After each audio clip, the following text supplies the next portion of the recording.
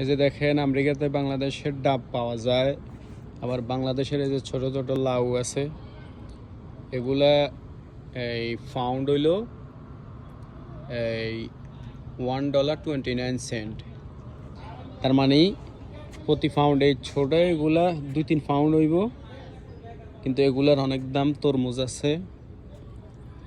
এরপরে আবার দেখেন এই বাংলাদেশের এই যে গ্যান্ডারি আছে, বাংলাদেশের গ্যান্ডারি এগুলো সবই এনে পাওয়া যায়।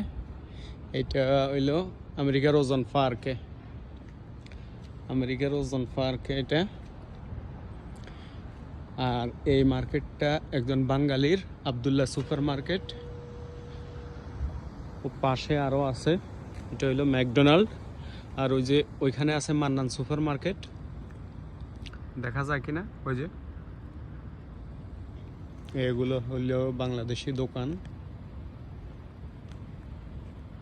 এটা হইলো অ্যানকর, এখান থেকে মানুষ টাকা পাঠায়।